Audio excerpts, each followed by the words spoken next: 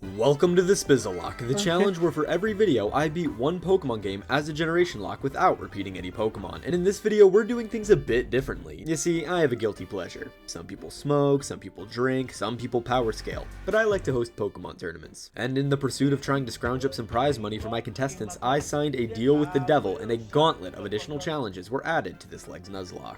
If you feel a bit out of the loop, don't worry, all will be explained, but one thing's for certain, if you're new, you joined at the right time, because this is going to be the most challenging leg to date. Now sit back, relax, and if you enjoy this, consider checking out the series if you want to see more stuff like this. Just bear with me though, as the oldest episodes are a bit dated.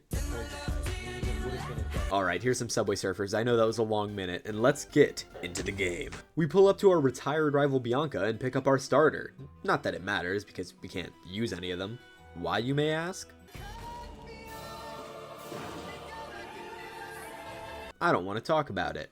Let's pick up the Pokemon who survived last leg. Star the second, the Cleffa, Milka Jr. the Staryu, Sawktua Jr. the Sawk, Jack the 8th the Apom, and Slicer X the 20th the Kabuto. I somehow misnamed both of them and never caught on, but yeah, Jack hit Ronaldo status and Slicer X is 20 games old. But then again, I guess any Pokemon can make it this long if you let it sit in the box every game. We go through the standard catching tutorial and I made a funny realization that we were in the final leg of the 2D games, the final Unova leg, and I had 3 Kanto Pokemon on my team, 1 Johto, and a Sawk. You just really can't escape the classics. Using all of my Pokemon, but a little extra help from Kabuto's defense and Sawk's mid-game stats in an early game world to blaze through the challenges, do the thing, do the other thing, and get to the city. Now, here's where things get a little rowdy. Normally, I would run into the first gym, Sawktua is a-blazing, but you gotta remember what I said earlier. This leg's a little different. With 20 gifted subs on the line, I had additional rules handcrafted and tacked onto each gym. And for this one,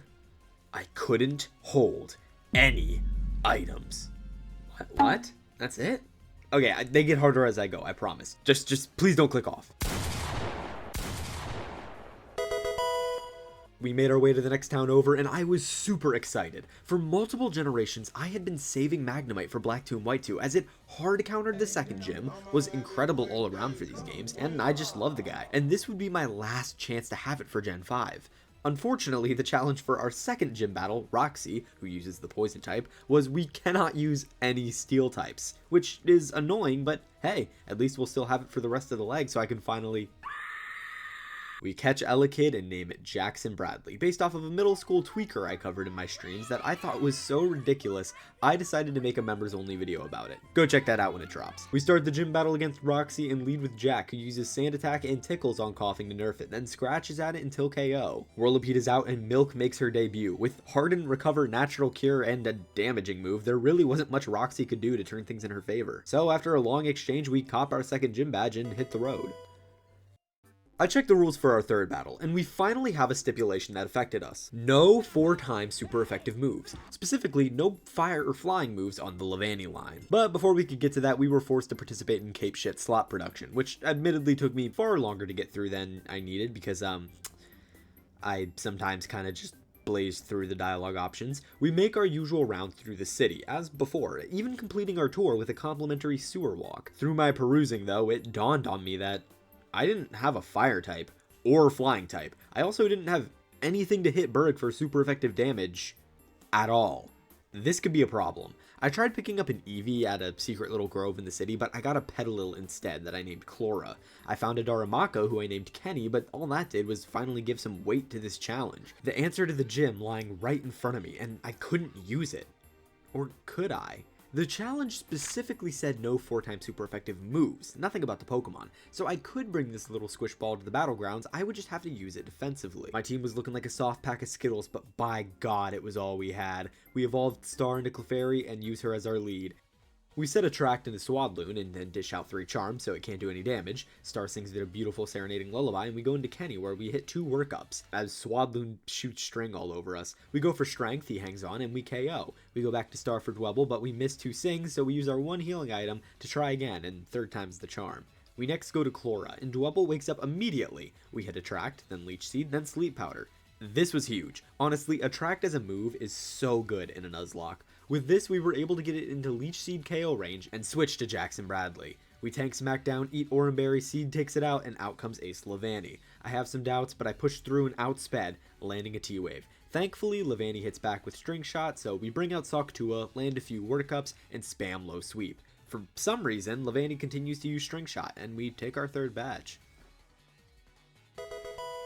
We continue forward, catching Mishmish the Sigalith, evolving Chlora into Lilligant, and exploring the next cities over. This time, we aren't fooled by the Rollercoaster Gym Leader fakeout, and Soctua handles the foolish Flaffies. And this challenge was certainly a strange one. We had to beat her with 40% of our Pokemon's HP still remaining, meaning we add up the total amount of HP points of our party, and if we have more than 40% remaining after the challenge, we win.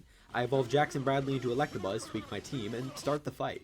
We lead Chlora against a Mulga, and hit a Sleep Powder after getting hit by double quick attack. We use Leech Seed and then Quiver Dance. This way we can stack boosts while regaining our precious HP. We stack all the way up to +6 special attack, special defense, and speed. Then, using Giga Drain to deal damage and heal simultaneously, we sweep Elisa's team, winning our 4th badge with 100% of our HP remaining. I would say that fills the challenge criteria. How about you? While we make our way to the next gym, I just wanted to take a moment and ask you to subscribe. It's free, takes 5 seconds, and makes a world of difference for me. And since we're going into the Gen 6 games, comment down below a Pokemon you would like to have named after you. It's a first come, first served basis, and I keep track of it all, so shoot a comment to steal a spot in this run's legacy. Now, onto the final unfunny bridge joke in Spizzalock. I'm sure a lot of my Gen Alpha viewers may not even get it at this point. We then make it to my favorite location in the game, Chargestone Cave, where the encounters are beautiful and so are the infinite gems. My chat was hoping and praying that we got Ferroseed, but honestly, if that happened, rest in peace to my tourney meta. Instead, we pick up Clink, who we dub the Pepper. We then make our way into town, pick up an expert belt, and start fighting with a tier 3 Team Plasma member. Chlora and Jackson handle it though, meanwhile my rival over here is tweaking over a Purloin. As I breathed through the gym leaders for Clay, a pit was forming in my stomach. Last leg, when we only had a 3-badge challenge run, Clay is where I had lost, and the journey costed me Magnope along the way. Could I overcome my weakness to Clay and make it through the rest of this challenge, or would our fun stop here? It all depended on the rule I was given. I opened the document. It read, I could only use 3 Pokemon. And? I had more than one challenge? I'd looked through the rest of the paper.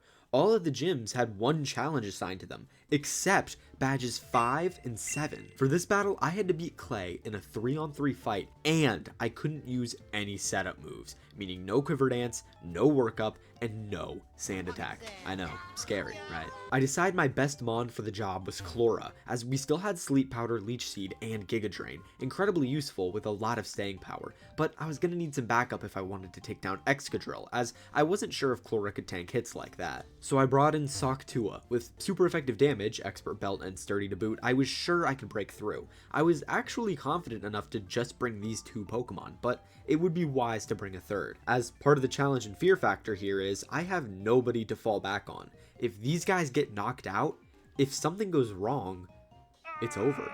For my last pick, I bring out Milk Jr., as with the level caps, it could finally reach level 33, giving it access to the crucial moves Minimize and Light Screen. Now we could evolve it just in time for the battle, and begin. About though, like, if we Sleep Powder, we could miss. If we Leech Seed, we get damage done. I think, personally, I'm going to go for a Giga Drain, because I think that's going to one-shot. Called it. And I see no harm in doing that again. Okay. Well, that was an easy first 2.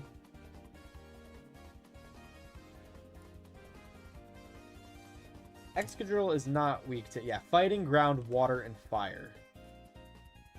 Alright, what does this thing have? Slash, Rock Slide, Metal Claw, and Bulldoze. I don't see anything that could one-shot me. I'm going to Leech Seed this thing. And now, I'm not going to risk it. I'm going to switch out. From here, we can reasonably use Light Screen, Recover, and... No, Light Screen's useless. Recover and Bubble Beam. We can use Recover and Bubble Beam. Okay. Water Gem. Hey! Deathless! Hell yeah. Huh. That was way easier than I thought it would be. In fact, a lot of these challenges I've been getting off pretty scot-free. Weird. We rebuild our team by tacking on Jack, Kenny, and Star, make our way to Driftveil, gain access to the moveset changing gang, and get dragged into the Driftveil tournament. While I go through this tourney training arc, I would like to thank my channel members. Whether you bought the sub or were gifted, thank you for helping contribute to this channel, as all the money goes right back into projects such as hiring artists and giving me the sweet cash I need to give back to you guys in our tourney prize pools. Becoming a member is cheaper than a McDonald's order, lasts a month, gives you access to a special role and channel in my Discord, your name on 5 of my videos, and some exclusive content. If you can't afford a membership or don't feel like busting out the card, I understand, and all I ask is you engage and interact with the video to show it to more people. Thank you again to my channel members for making this all possible and helping my dreams come true. Special thank you to Luminix and Lucas B for their generous donations. Back to the video. We get to the flying gym, and with the help of Jackson Bradley, we handle the trainers with relative ease. This time our challenge was a simple one: no rock or electric types. This was important wording, as it was different from what we used for Berg. See, for Berg we couldn't use flying or fire type moves, at least not when it was super effective. But this one was more like Roxy's challenge. We just can't use Pokemon of that type. So for our squadron, we went with Jack, Milk, and Star, who we evolved into Clefable, and introduced 3 new teammates in Mishmish the Sigalith, the Pepper the Clang, and Zuz the Zangoose. We begin the battle and go for Star. Since they're both females and Game Freak was even more homophobic in 2012, we can't get attracted, and we can now use Charm to nerf its attack. Giving it -6 attack, I then realize its ability is unaware, so I basically just wasted 3 turns. Anyway, it doesn't matter because Acrobatics did like 3 damage to the Pepper. We get 2 Automatizes and then pop off some Charge Beams, which we can thankfully use because the Pepper is a pure Steel type. After a few hits, we take it down, and in even better news, Skyla heal Swoobat as we spam, allowing us to finish it off with +4 speed and +3 special attack. We one-shot Swanna, get another boost, hit Skarmory, it hangs on with Sturdy, we get our 5th boost, Steel Wing does about 8 damage, and we win our 6th badge. We hop on the plane and make our way to Lentimos Town to pick up Markiplier the Scorpy. I realize I have not been covering our rival fights, but I think that's just because nothing really eventful happens with them. We win Deathless every time, and he's not really an interesting character to me, so I don't bother. Our next stop was Drayden, who lived in Opalucid. But to get there, we had to go on a journey with many trainer battles along the way. Our team was pretty solid, but we still had to be on our toes. Don't look at that, I'm on my toes. Hey, look at that, we caught a Pinsir. What were we talking about again? Not that, this. Drayden was going to be, in my opinion, the toughest out of all 8 gym leaders, as not only were we not allowed to use status moves such as Thunder Wave or Sleep Powder, or Attract, we also could not heal once we stepped foot inside the gym, meaning we had to take down the terrifying Drayden with no ice types, no status moves, and we couldn't even heal between his trainer battles. This entire time, I had been thinking about this one very challenge. All the others seemed doable, and even though the ones I thought would be difficult turned out to not be that bad, I was terrified for this one in particular. It seemed I had no way out, no way to reasonably get through this. I mean, it's practically asking me to throw Pokemon in and spam attacks until we get through, which could only be done if I was okay with losing a good 5 or 6 Pokemon. But after some thinking, I came up with an opening. Not to get past Drayden, not yet at least, but to get through the trainers. You see, although I had to fight at least 3 of the 5 trainers within the gym, the game actually lets you choose the last 2, and after taking down the first one, I had to make the call. I could go left to face Veteran Rana, who uses a defensive strategy, or right to Veteran Jerry, who uses all-out offense. Of course, I went with Rana, as the fewer turns my opponent was spending clicking damaging moves, the better. Despite already taking damage from the first battle, we lead Chlora. Setting Leech Seed and using leftovers, every turn was now a chance to heal HP for next battle, and using Quiver Dance, I could simultaneously keep control over the battle, and stall turns to heal as much as possible. The strategy did work, but without being able to use Sleep Powder, Fracture's dual chop proved to be too much for my Lilligant, requiring me to switch around and use Milk and the Pepper. After a struggle, it fell to Leech Seed damage and Druddigan comes out. We use Soctua and its newly learned Ice Punch to finish the battle off. Now for the final battle, I had to choose between a triple battle and a multi-battle. Both of these are absolutely terrible options. It's like being asked to choose between having your wiener ripped off or wiener tore off. But true gamers know one is much more easy to win. I throw out the Pepper, Jackson Bradley, and have Milk Jr. in the center. I triple into Druddigan with Gear Grind, Dual Chop, and Blizzard. We hit all 3, and the double into Drud was enough to take it down, ending the battle in 1 turn with no damage. We made it to Drayden, and the plan was simple. I have no plan. I had the triple battle team, and supporting us was Manifest the Pincer along with Chlora and Socktua. I was scared, had no plan, and somebody peed my pants. But I needed to get through this battle if I wanted to move on to the 3D games and see beautiful sprites like this. So I start the battle and lead with Socktua. Using the power of Ice Gem Ice Punch, we just barely fail the one-shot and get hit with Crit Slash. Taking a big risk, we stay on Flygon and survive the Earth Power at 17 HP so we can pick up an easy Oko. Now, we had to switch and begin our 5v1 against Haxorus. This wasn't an easy task though.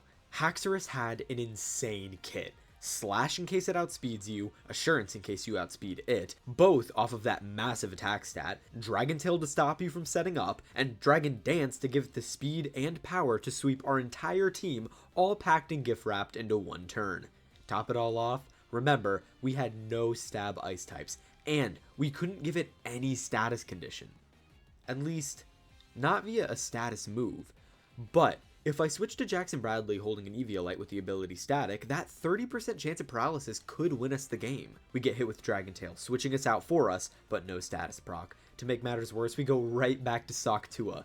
This time I try switching to Manifest, a Pokemon who I was sure if I paired with Swords Dance could one-shot, and he threw. I go back to Jackson Bradley to hopefully live another hit and pop Static off, but Haxorus connects with a critical hit Slash and kills him. I send out Milk and thankfully connect a Blizzard. Haxorus barely survives and sets a Dragon Dance. It was down to this. I had to live Assurance and land Blizzard, and victory was ours. We obtained our 7th badge at the heavy cost of Jackson Bradley, a great help to us throughout this run, and a true warrior to the very end. And right before the water type gym too, god damn it.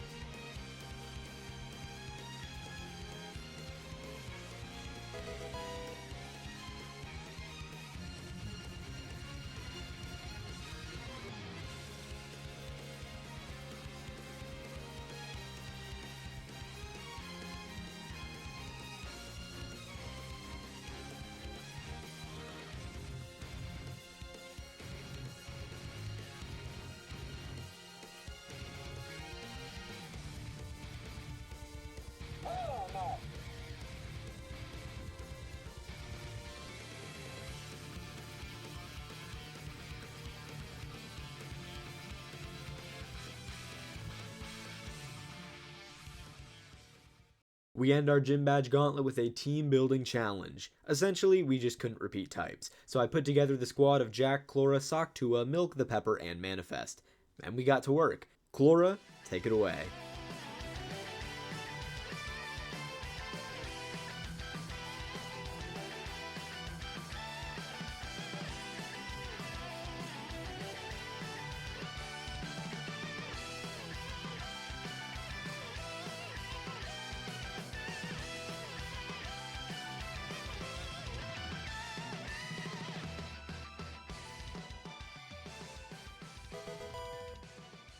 With a little extra help from Milk and the Pepper, we successfully defeated the Gauntlet Challenge, but our subs weren't won yet. If I wanted to get the coin needed to entice the pawns in my Discord to fight for my amusement, I still needed to get through the Elite Four and Champion. But before we could do that, we needed to beat Ghetsis. It was going to prove to be the hardest thing we've done so far. We pull Slicer X out of the Nebby bag, evolve him, and throw him on the squadron. I knew the trek to the league would be dangerous, and so did my team, but we valiantly charged forward. For the Spizzlelock. No script editor spizzles here. We've been over this Ghetsis Kiro legendary cutscene so many times. I couldn't think of what to write here, and I kept writing it, and it just wasn't funny. So I just put a giant like edited music video thing. Cause I also wanted to show off some Pokemon fighting, like the Zuz, who gets like no screen time. So it's kind of like a long ass AMV. Skip to this timestamp if you want to just stick to the battles, but you know, just giving you that option.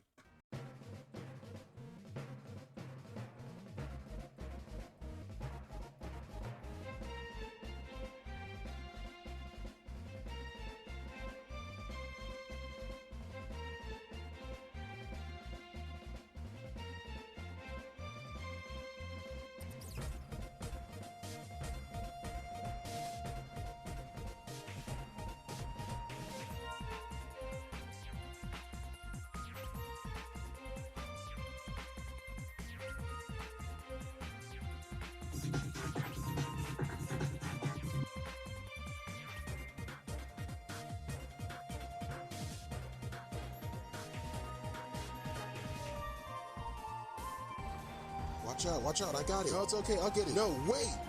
We'll use the power of friendship. Oh, shit. Yeah.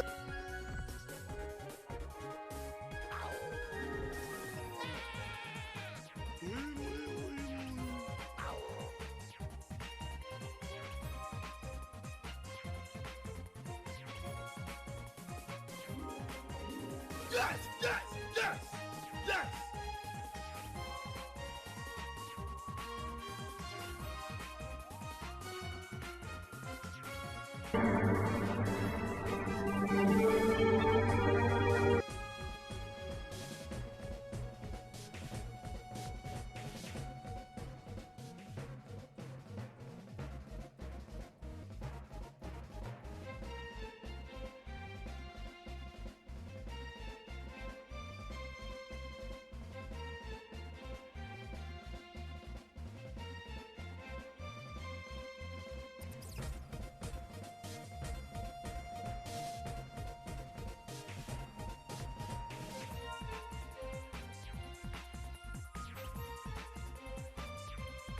No! No! No!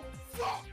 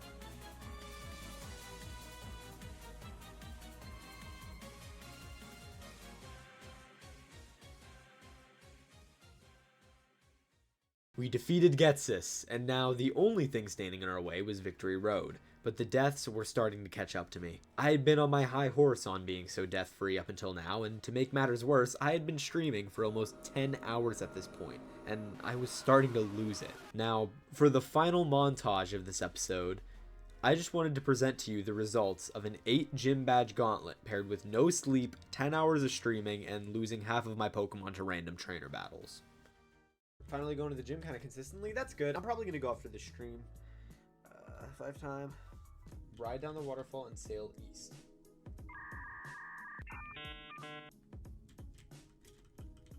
I'll fight veteran Cecil and Claude in a double battle.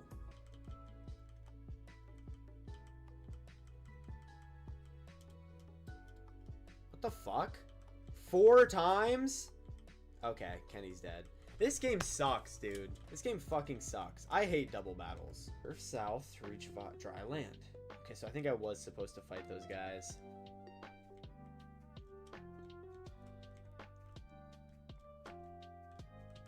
You're trolling. Oh my god. So I was supposed to go north, but I went the wrong way. Those battles earlier I did were useless. The guide, the walkthrough, gave me every path that, like, the branch off can go through. And instead of giving me the one that I need to go through first, it gave me the one I needed to go through last. So I could explore. That is the worst shit ever. Why would you do that? The walkthrough is so you can get through the game. Why would you give me 2 wrong ways and then the right way? Who writes guides like that? Imagine someone gives you a shopping list. I don't even know where I'm going with that. Someone said, Spizzles, you gotta make your own tutorial series. And then someone said 3 hours of him running around saying, it's gotta be over here somewhere. Why is there no white 2 tutorial? Why is there only black? Give me every wrong way to go first. And you know what? Yo, fuck you. Alright, fine. Oh no, he's monologue. Fine. Let me just get back to the game. This super entertaining gameplay that you love so much. Let me get back to it for you. I'm sorry. I'm sorry I said anything.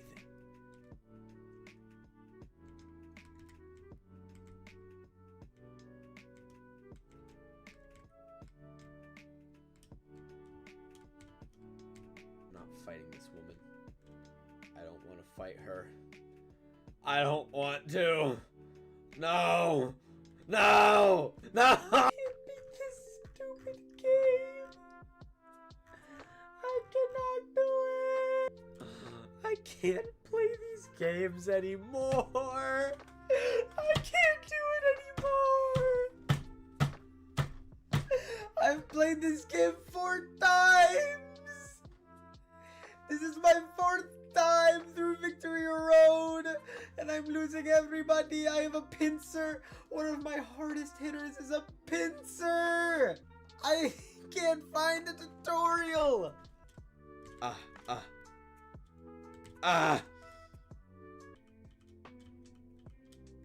Sleep powder?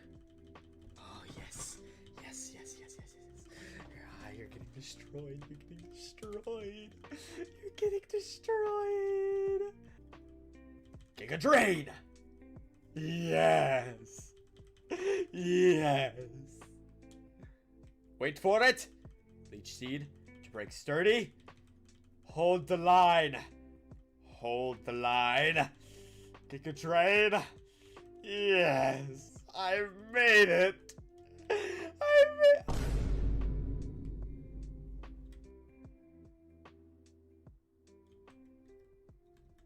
No! No! And you have an ice type, and I don't have stuff for that. I don't have it. They killed them all. Please, please. I have Brick Break. That's all I have. Ah! Ah! If you use circle throw. If you use circle throw, it'll be all over. Oh, shit. Go! Stop! No! Let's finish things. Alright, Lucas. Let's dance. This is my final hurdle for the league. You think I care? You think Thog care? No! No! Thog care!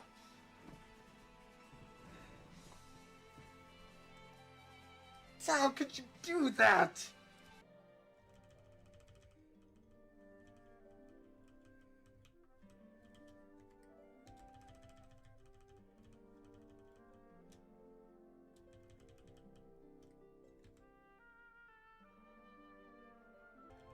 Huzzah!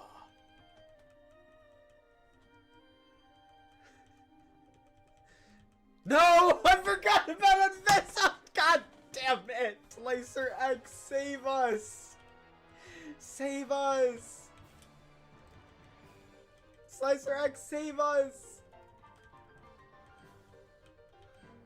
Oh my God, we have nothing! Lost everything. We've lost it all. Okay, I need the smartest minds to tell me something. I need the smartest minds on this. Shit, hold on. Smartest minds, please hold. Smartest minds. Anam. Josh. Mecha Jason. Is this still a possible win?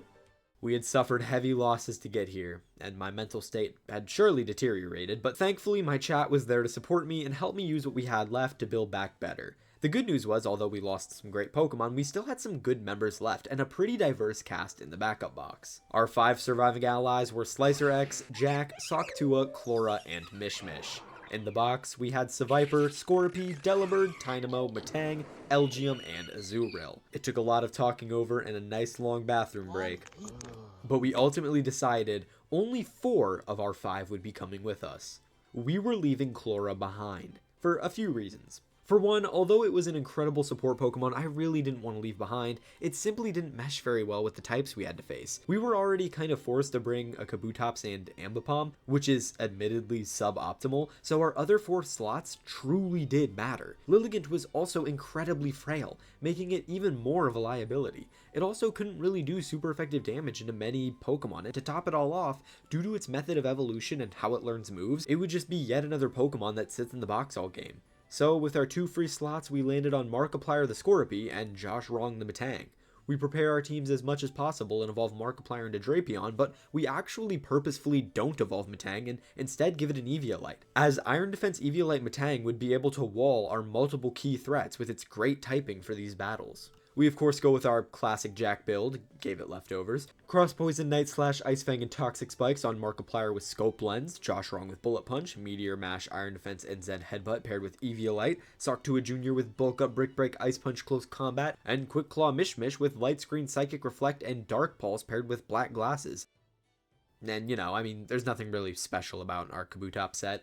We usually end out Elite Four battles with Caitlyn, but this time, due to our team comp, we decide to get her out of the way first. We lead with Markiplier, and thanks to Night Slash Scope Lens, we get a crit Oko. We use another Night Slash Neuronucleus and pick up another crit Oko. Sigilyph is out, we land another Night Slash. It doesn't KO, but he dodges Air Slash, and we take it out next turn. Caitlyn's final Pokemon Gothitelle is out, and we've taken 0 damage. Night Slash connects and does about half. She eats Citrus and uses Calm Mind. We attack again, and she's at red. Thunderbolt hits us, and we live. For some reason, though, even though the win was in our grasp, if I just kept clicking Night Slash, I decided to save PP and use Cross Poison. Caitlyn heals, and we do pitiful damage. Now, if we didn't crit, Markiplier would likely die. Had I used Night Slash, the battle would have been ours, but we can still save this. I go to Josh Wrong to tank, then go to Jack, trying to bait Shadow Ball, but we fail. I baton pass out to Socktua, who also takes heavy damage. Tension was thick, and I was losing ground. I successfully bait Psychic into Josh Wrong for a quad resist. I use my 1 healing item to bring Markiplier to full health, and Josh Wrong barely survives T-Bolt. We go to Markiplier, who now tanks Shadow Ball, and we land Night Slash. It crits, and we KO. Thankfully though, even if it had not one-shot, we had a Water Gem Aqua Jet with our boy Slicer X. Next was Chantal. We didn't really have much to counter her, only really Markiplier and Dark Pulse Mishmish, but there was a problem with both. Sigilyph outsped, but we wouldn't be able to sweep, and would die to incoming attacks. Drapion outsped as well, but would have died to Golurk. I had a plan, but it was a risky one.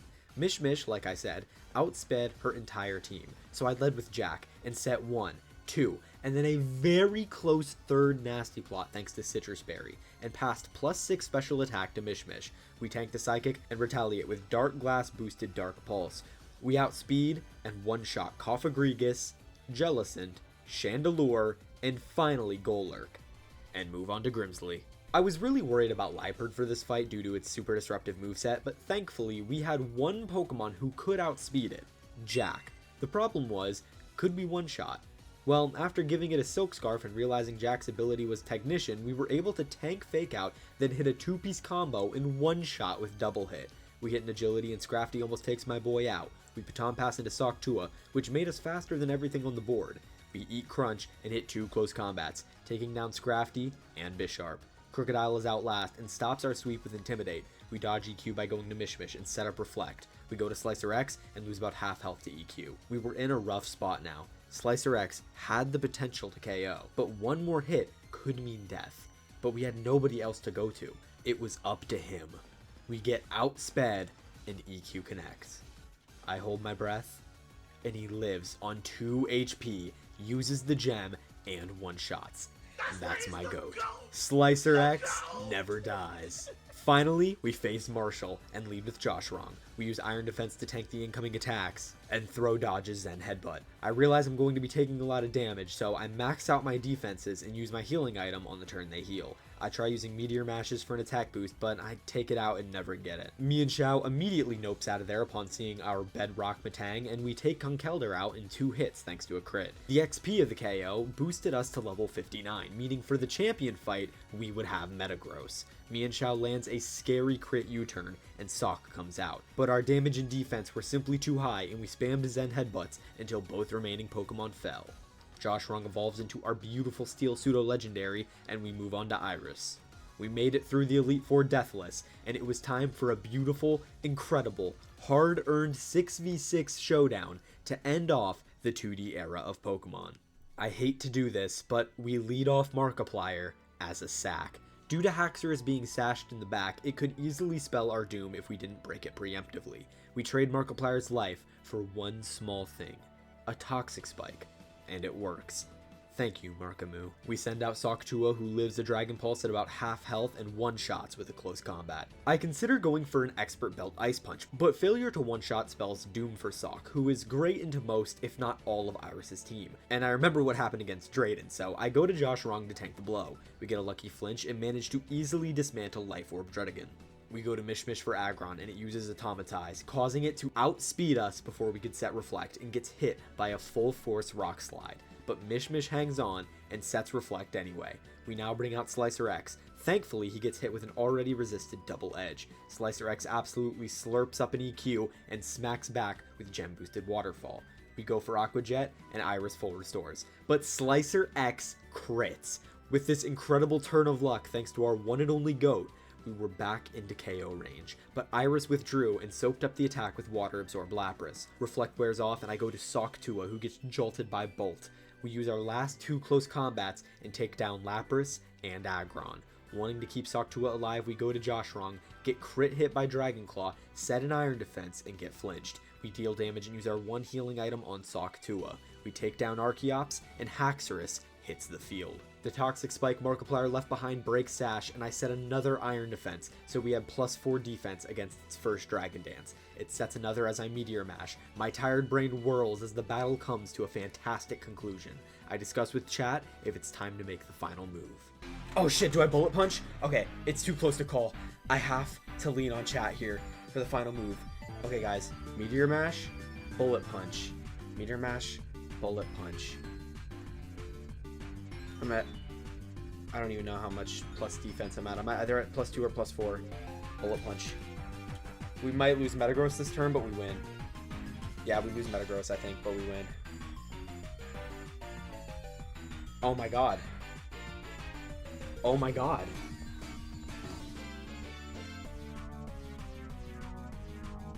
Oh my god, thank you so much, everyone. I couldn't have done it without you. I'm actually kind of trash. Oh my god. Oh my god, victory music, victory music. We defeated Iris for the final time, and move on from the 2D games entirely into a new era of Pokemon.